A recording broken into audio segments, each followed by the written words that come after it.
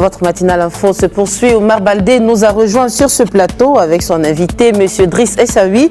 Il revient ce matin sur les derniers rebondissements qui ont eu lieu dans la zone tampon de Guerguerat, au poste frontière reliant le Maroc à la Mauritanie. Bonjour Omar. Bonjour Laetitia. Alors c'est parti pour l'invité. Donc j'ai le plaisir de recevoir M. Driss Essaoui et on le reçoit à l'instant.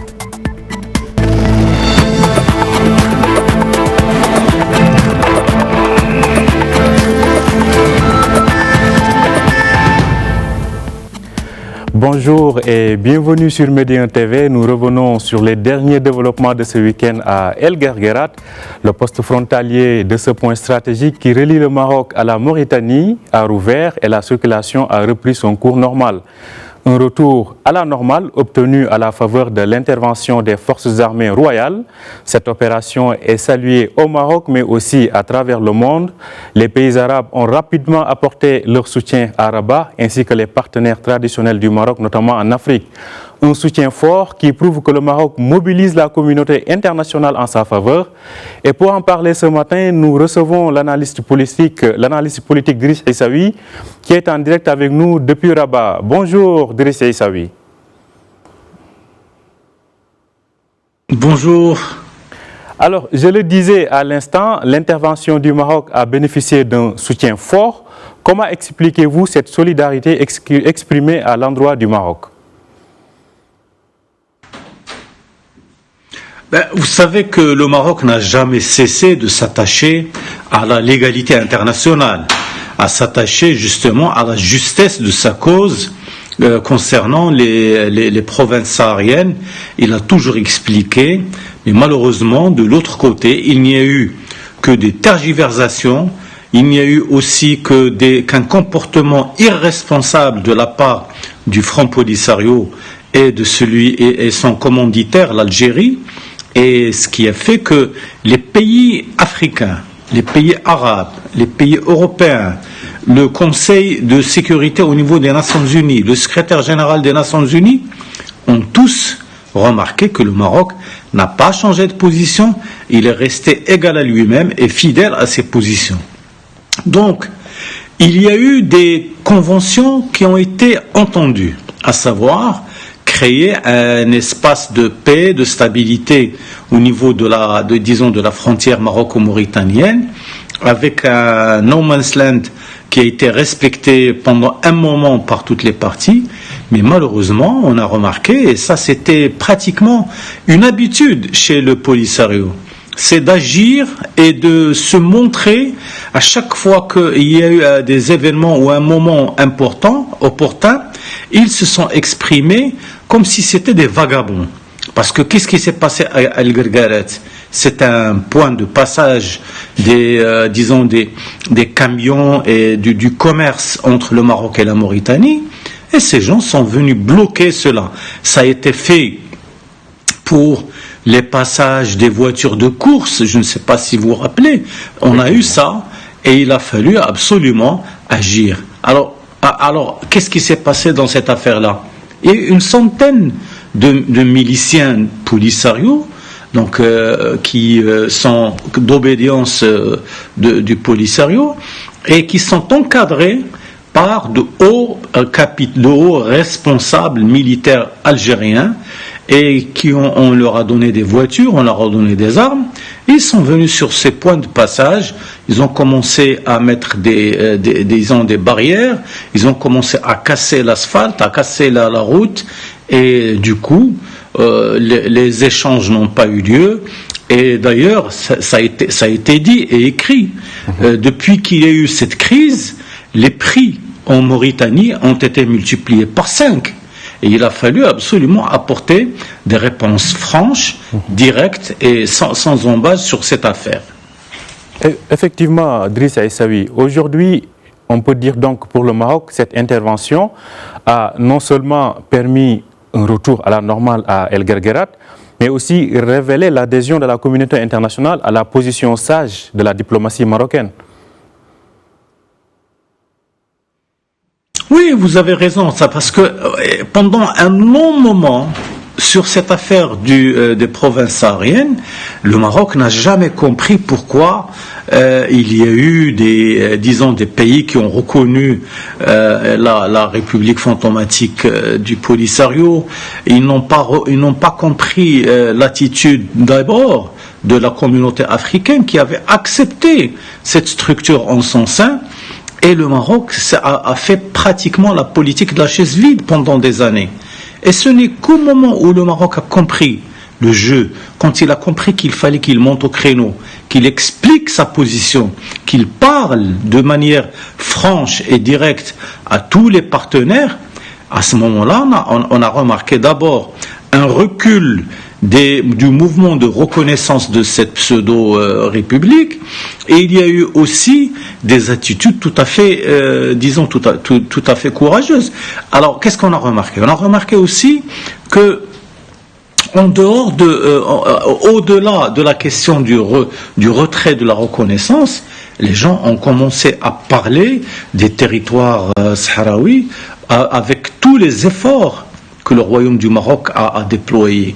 Et surtout, le Maroc, depuis quelques années, a développé un projet de développement intégré de ces provinces en lui affectant des ressources très conséquentes et surtout et en développant un certain nombre d'activités que personne n'osait imaginer pendant un moment.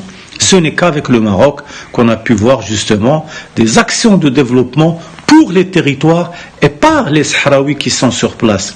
Du coup, personne ne pouvait suivre le Polisario ni la fantomatique République. Donc, il fallait absolument revenir à de meilleurs sentiments et revenir à la légalité internationale. Alors, autre chose, j'ai oublié de le dire, c'est que le Maroc ne s'est pas contenté de cela. Le Maroc a fait une proposition tout à fait honnête et honorable. Il a dit, moi je suis prêt à accorder une indépendance dans le cadre de la souveraineté marocaine à ce territoire. Ce qu'on appelle, donc, c'est la régionalisation avancée. Une autonomie, mais sous souveraineté marocaine, avec tout ce que cela pouvait comporter justement comme une liberté d'action au niveau de ce territoire.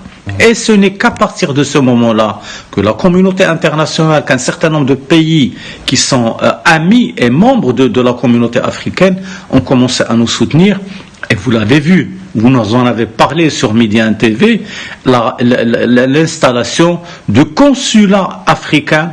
Nous sommes à quelque chose comme 17 consulats africains étrangers installés à Laayoune et à Dakhla, la dernière étant celle des Émirats Arabes Unis, un grand pays qui a toujours soutenu le Maroc, que ce soit pour les provinces sahariennes ou pour le développement du port de Tangemed.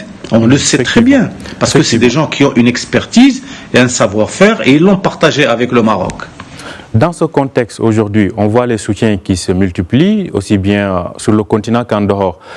Que peut faire l'ONU? On a entendu le secrétaire général de l'ONU, Antonio Guterres, exprimer sa préoccupation.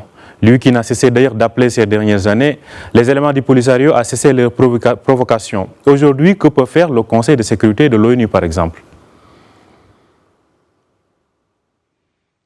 Vous savez, le Conseil de sécurité est un organe important qui s'est réuni plusieurs fois. Il y a au moins 4 ou 5 résolutions du Conseil de sécurité dans lesquelles il invite le Maroc et les autres parties prenantes, y compris l'Algérie, qui se considère comme ne pas étant une partie prenante. Les parties prenantes à travailler dans la discrétion, à travailler dans le sérieux pour trouver une solution négociée, acceptable par toutes les parties. Alors ça, c'est quelque chose de nouveau. Autre chose, parce que pendant un moment, on avait, disons, un leitmotiv, disons que pour l'affaire du Sahara, il faut intégrer la question des droits de l'homme, voir est-ce que les droits de l'homme sont respectés ou non. Mais ça a été battu en brèche très très rapidement. Pourquoi? Parce que le Maroc, il a un Conseil national des droits de l'homme qui est représenté au niveau de ces régions où les responsables de ce conseil sont des Sahraouis, et ils ont prouvé par la preuve concrète, comme quoi il n'y a jamais eu de problème de droits de l'homme dans ces territoires, et que finalement ce n'était que on recherchait une manière de détourner le sujet et de poser le problème autrement. Heureusement que la communauté internationale, la communauté africaine et arabe étaient vigilantes, et ils ont pu justement déjouer toutes ces manœuvres. On l'a dit à plusieurs reprises, le Polisario est intervenu parce que les revers se sont multipliés, aussi bien sur la scène internationale, mais surtout dans l'enceinte des Nations Unies. Aujourd'hui, en quoi ces agissements sont davantage révélateurs? Peut-être c'est comme si on est face à une panne d'inspiration du côté des autres belligérants. En quoi cela est révélateur en fait de leur panne d'inspiration aujourd'hui, M. Driss Aissaoui? Mais vous savez, ce n'est pas un mouvement qui a de l'inspiration, parce qu'il ne faut pas l'oublier. Nous ne sommes pas en face d'un mouvement de libération comme on le connaissait au niveau du tiers-monde. Dans tous les pays, disons, qui ont une histoire, qui ont pu justement se développer et défendre leur territoire. Ce ne sont que des gens, ce sont des mercenaires qui ont été payés, qui ont gagné de l'argent. Vous savez, aujourd'hui, le Polisario, il a pu justement développer une influence au niveau de la Mauritanie, même si les Mauritaniens ne le reconnaissent pas. Ils ont fait la même chose au niveau du Mali, au niveau de la bande du Sahel. Ils sont même impliqués dans des affaires de terrorisme international, de trafic de drogue, de trafic d'armes. C'est des choses qui sont très très graves qui se passent. Le Maroc a à chaque fois rappelé à la communauté internationale à prendre en charge ces problèmes-là, à prendre en charge le fait que le Maroc est là pour défendre justement la stabilité de ce territoire. Et il a invité toutes les forces, que ce soit au niveau des Nations Unies ou de l'Afrique, à venir s'adjoindre à ces efforts pour justement mettre un terme aux agissements de ces gens-là. Qu'est-ce qu'on trouve parmi ces gens-là? Ce sont des miliciens. D'ailleurs, la plupart, c'est des jeunes qui n'ont pas de responsabilité réelle, qui ne sont pas complètement... Tous ceux qui ont un minimum de conséquences et de respectabilité ne se mettent pas avec ces gens-là. Alors, il fallait absolument les arrêter, et je pense que le fait que les forces armées royales soient sorties, parce que c'est quand même des gens qui ont une connaissance extrêmement précise du terrain, une connaissance des difficultés qu'il y a, une connaissance de toutes les, disons, de toutes les conditions climatiques. Ils connaissent très bien le territoire, et quand ils sont sortis, ils ont pu, disons, ramener ces gens à l'ordre et les ramener à la raison.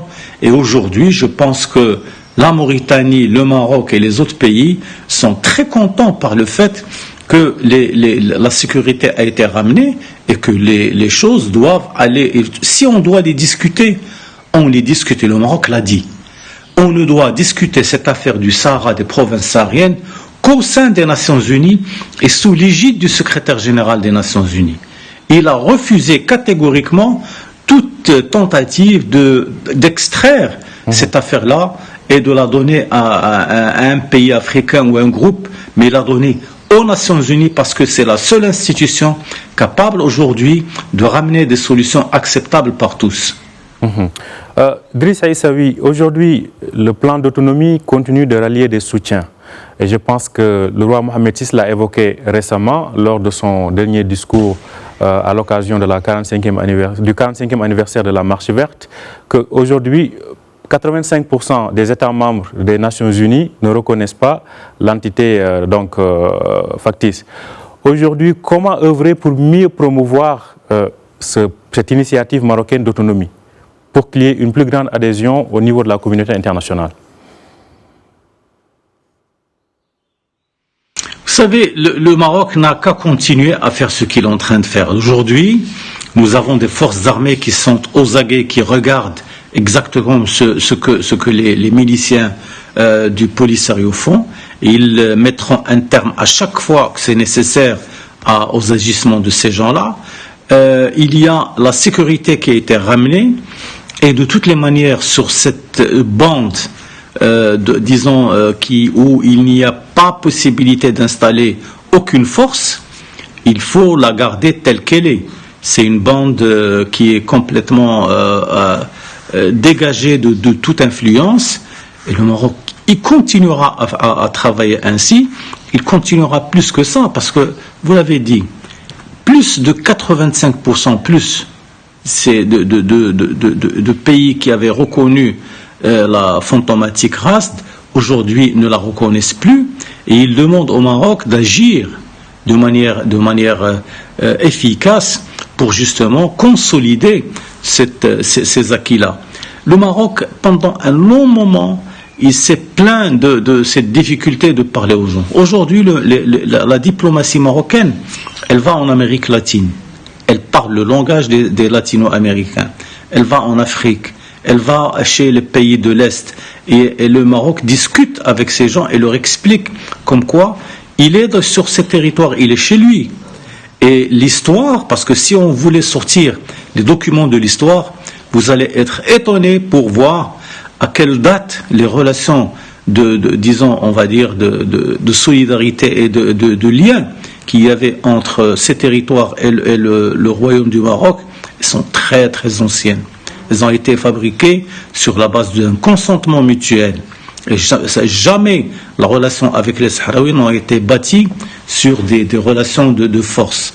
Mais alors le Maroc continuera à faire cela. Il continuera à apporter le maximum de consentement et d'aide justement à la consolidation de la paix dans ces territoires. Et je ne pense pas qu'après, on va revenir à d'autres choses. Aujourd'hui, il faut aller de l'avant. Alors, nous n'oublions pas aussi que nous sommes en train de vivre une période très difficile. La pandémie de la Covid-19 a créé de nouvelles situations. Il y a des crises économiques très graves. Il y a des crises pour les secteurs, particulièrement l'agriculture. Alors que sur ces territoires, par exemple au niveau de la région de Dakhla, il y a possibilité de faire une agriculture moderne, tournée vers l'avenir, une agriculture bio. Disons, on peut développer des activités de transformation. Qui est déjà en cours, et je pense qu'il y a d'autres axes même. Le maritime, par exemple, le souverain l'a évoqué lors de son discours récemment. Juste une dernière question, Driss Aissaoui, et assez rapidement. Sur le plan continental, aujourd'hui, on a vu effectivement aussi cette solidarité africaine qui s'est manifestée. Sur le plan continental, aujourd'hui, qu'est-ce qu'il faudrait aussi faire pour peut-être, une bonne fois, venir à bout ou régler ce problème définitivement sur le plan continental? Très rapidement, Driss Aissaoui. Vous savez, très très rapidement, l'Afrique ne demande rien du tout. L'Afrique demande à être écoutée, à ce qu'on discute avec elle. Et le roi Mohamed VI, au niveau d'un discours prononcé en Côte d'Ivoire, il avait dit que l'Afrique a besoin de l'Afrique. On n'a pas besoin de gens qui vont venir nous donner des leçons. Les Marocains connaissent les Africains, ils savent exactement quels sont leurs besoins, et le Maroc a déjà développé une coopération intelligente avec les pays africains, et cette coopération au niveau de la rencontre de Dakhla, et qui a créé un dispositif de coopération au niveau de la frontière maritime africaine, qui vont permettre justement aux provinces sahariennes de s'intégrer de la manière la plus active, la plus dynamique possible avec ces pays-là. Et c'est du gagnant-gagnant. Le Maroc n'a jamais demandé à manger tout seul. C'est du gagnant-gagnant. Quand on fera du business au niveau des provinces sahariennes, c'est tous les autres pays de la région qui vont pouvoir en profiter. Merci beaucoup, Driss Aissaoui. Je pense que le message est clair. C'est faire des provinces du Sud un hub de développement vers l'Afrique. En tout cas, c'était très clair. Merci donc d'avoir été avec nous, Driss Aissaoui. Je rappelle que vous êtes analyste politique. Vous étiez en direct avec nous depuis Rabat. Chers téléspectateurs, merci de nous avoir suivis et bonne suite de programme sur Médien TV.